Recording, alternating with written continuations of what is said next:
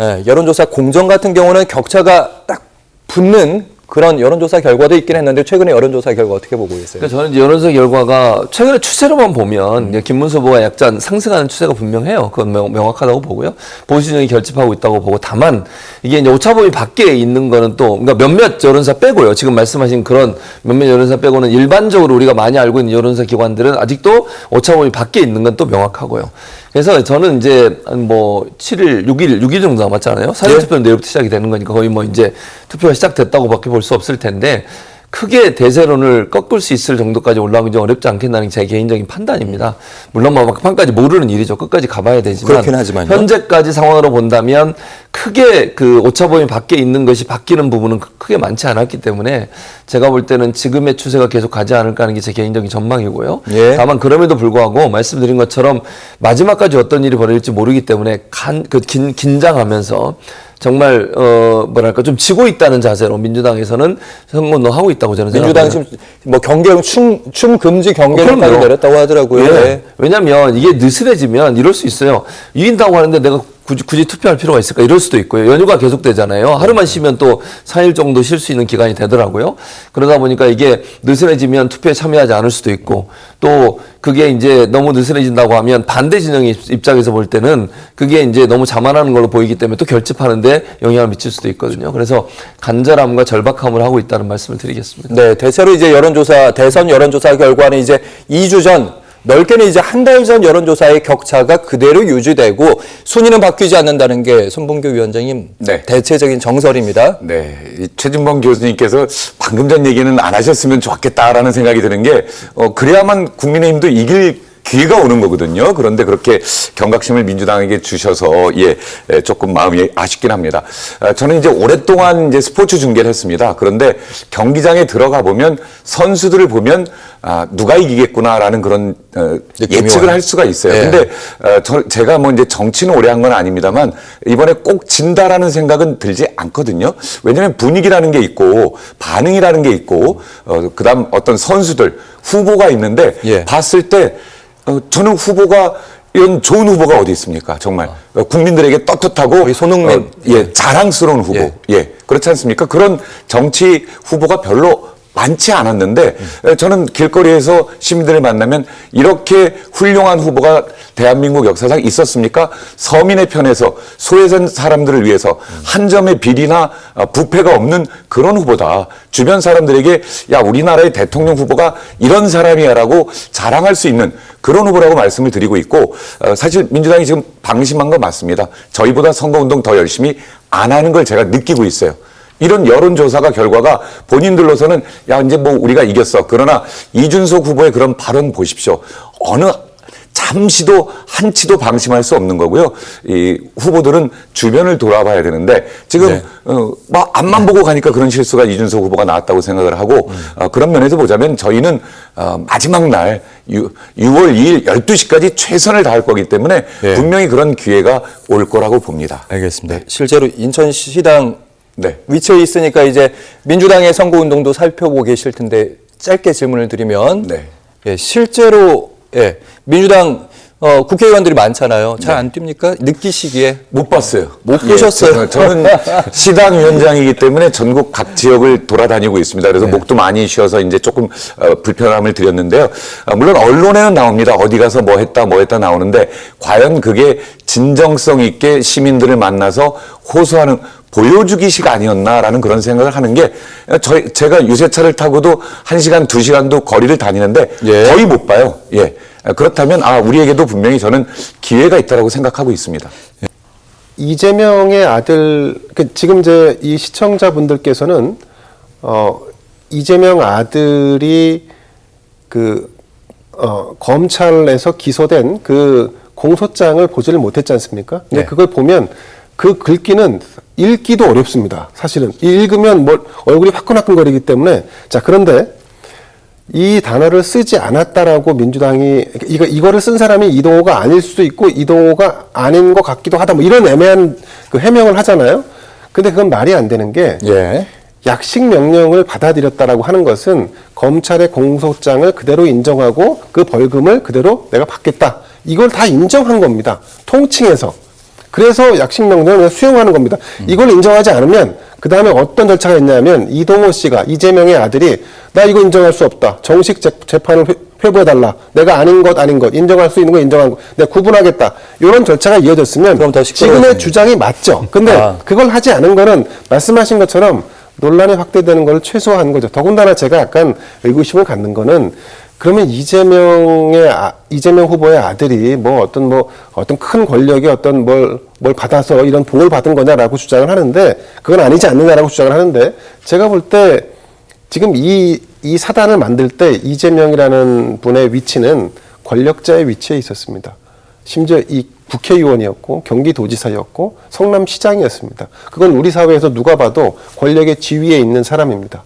권력의 지위에 있는 사람이 자신의 아들과 관련된 사건을 사실은 만약에 이게 아니었다면 정식 재판을 청구했어야 되는데 그게 아니라 야 조용히 그냥 넘어가 야 다 받아들여 라고 해서 다 수용이 된 겁니다. 그러니까 이거는 민주당의 논리가 맞지 않습니다. 이건 이동호 씨가 했다라고 하는 것이 검찰과 법원의 결정에 의해서 그렇게 결론 났다 이렇게 볼 수 있는 거고 여자를 남자로 썼다는데 이게 방송 용어로 맞는지 모르겠습니다만 이동호 씨가 언급한 내용 중에 니은이 있습니다. 네. 그런데 그걸로 보면 그거 칭한 상대가 여성을 칭할 때 쓰는 단어가 앞에 거론되기 때문에 그렇게 그렇게 해석했다라고 하는 것인데 자 그래서 이 부분은 그러면 이준석은 잘못했다. 난 여성으로 그거를 이해하고 그렇게 해석했다라고 해서 바로 잡겠다. 남성으로 하고 남성에 대한 혐오였다라고 수정하면 됩니다. 그런데 문제는 이동호 씨가 범한 성범죄적 발언, 음담 패설은 바뀌지 않는다는 겁니다. 오히려 남자를 상대로 해서 그런 음담 패설을 했다 그러면 그거야말로 엽기입니다. 네, 알겠습니다. 박찬호 교수님 마지막 본질에 좀 발언 충실했으면 받겠습니다. 좋겠는데요. 이동호 씨를 우리가 검증하고 필요하면 가족에 대한 검증도 필요하다고 봅니다. 그럼요. 그런데 이미 법적인 처벌이 끝난 사항을 공개적으로 그렇게 하는 게 맞는지는 일단 둘째 치고 3년 전 대선 당시에 이준석 당시 대표가 뭐라고 얘기를 했냐면 당시에 윤석열 캠프 쪽에서 이재명 후보의 형수 욕설 등을 선거운동에 활용하자 이렇게 얘기한 것에 대해서 당시 이준석 후보가 그럼 안 된다. 선거 이용하면 안 된다라고 반대를 했었어요. 그러면서 그 반대한 이유로 3가지를 들었습니다. 정치의 격조, 그리고 공정성, 그리고 유권자에 대한 존중. 이 3가지 이유를 들어서 그렇게 품격을 낮추면 안 된다라고 얘기하면서 반대를 했었어요. 그런데 정작 자신이 대선 후보가 돼서 15% 될 것 같아. 뭔가 한번 크게 지르고 싶어. 그래서 3년 전에 이미 사과도 하고 법적인 처벌도 끝났고 후보자 본인도 아닌 문제인데 그것도 확실치도 않은 문제인데 그걸 굳이 남성을 여성으로 바꿔서 굳이 그렇게 해야 되느냐. 그리고 그걸 갖다가 마치 상상이 되게끔 이야기를 했어야 됐냐. 물론 그거 아니면 도대체 어떻게 하란 말입니까? 토론회에서 안 하고요. 당에서 기자회견 했어도 됐어요. 이준석 후보가 하는 게 아니라 개혁신당의 대변인이 나와가지고 이런 문제가 있다라고 얘기하고 오늘 우리 대변인이 얘기를 했지만 그런 문제는 좀 너무한 거 아니냐. 여기에 대해서 해명을 해야 되는 거 아니냐. 얼마든지 할 수 있었습니다. 근데 왜 굳이 온 국민 귀에다가 그 단어를 집어넣었을까라고 하는 것은 분명하게 의도가 있었다라는 거예요. 어제 이준석 후보가 긴급 기자회견을 했죠. 그렇죠. 이 긴급 기자회견을 하면서 야 우리가 이게 참 찾기가 너무 힘들었다. 그런데 찾아냈다. 이게 쉽게 말하면 그 벌금 500만 원을 낸 판결문을 찾아낸 거예요.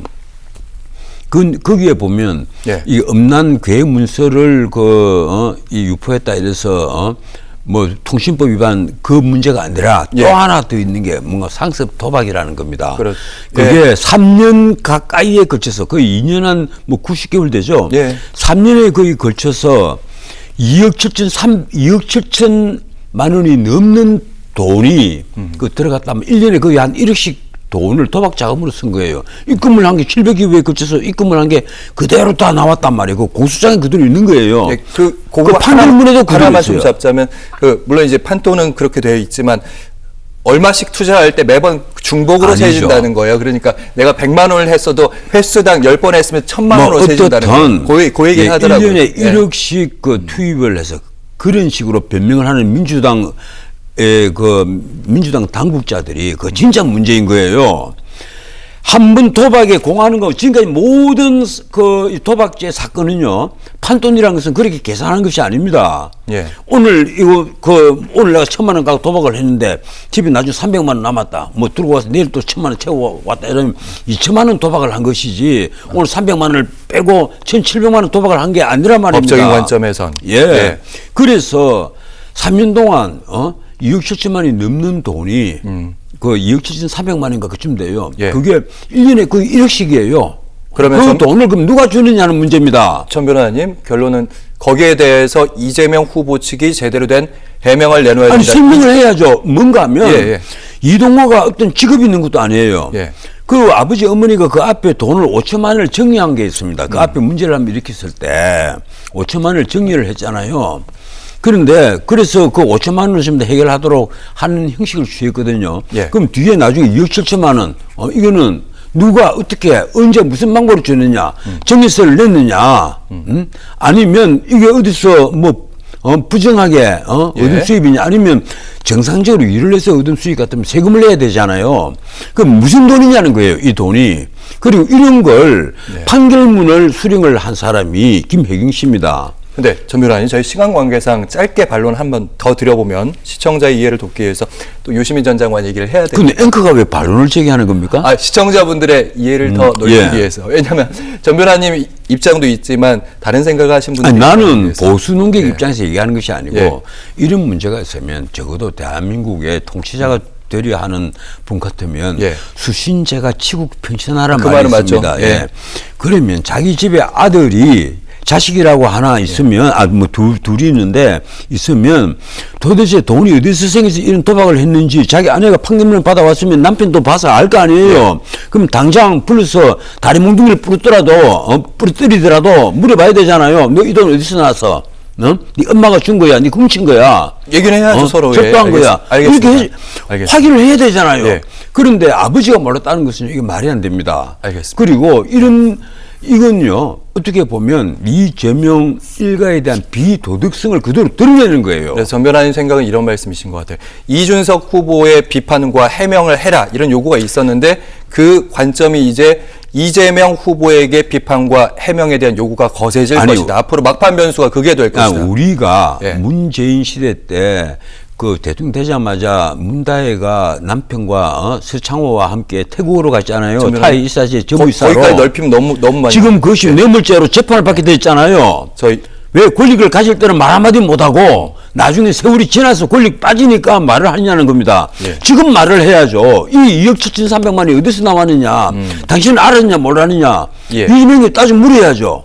그런데 국민의힘에서도 이걸 제대로 묻고 있는 사람이 제 눈에는 잘 안 보입니다. 오늘 아침부터 공세에 나서고는 있습니다. 마지막으로 여기에 대해서만 한 번만 더 말씀드리면, 이준석 후보에 대해서 얘기를 잠깐만 하자면, 예. 젊은 정치인이고 보수의 새로운 미래다, 이렇게 얘기했는데 막상 이번 TV 토론회에서 쭉 보다 보니까 본인의 미래에 대한 대안 제시는 없고 이렇게 네거티브, 이재명 아니죠. 후보에 대한 네거티브만 강조하는 게 과연 옳았을까? 특히 아니죠. 마지막 날은. 네. 그건 정말 앵커가 정말 잘못 보신 겁니다. 네. 난 이준석 후보가 나름대로 미래에 대한 어떤 비전을 제대로 보여줬다는 생각을 해요. 근데 우리가 한꺼풀 더 넘겨서 봐야죠. 간에 국가 채무가 이미 우리는 GDP의 50% 가까이 됐다.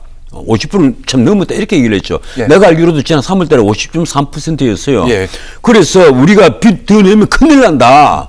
우리 미래 세대들에게 짐을 안겨주는 거다. 그 얘기를 하는 것은요, 미래를 정확히 읽고 있다는 얘기입니다. 나는 오히려 이준석에 대해서 난 재발견을 했어요. 지금까지 내가 이준석을 많이 비판을 해온 그랬죠. 입장이었는데, 네.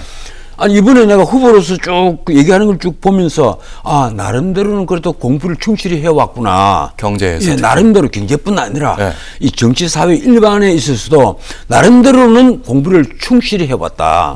나는 뭐 앉아 놀먹이인 줄 알았어요. 놀고 먹는 사람인 줄 알았는데 그게 아니란 말이에요. 네. 그래서 이준석의 재발견, 나 그렇게 얘기를 합니다. 다른데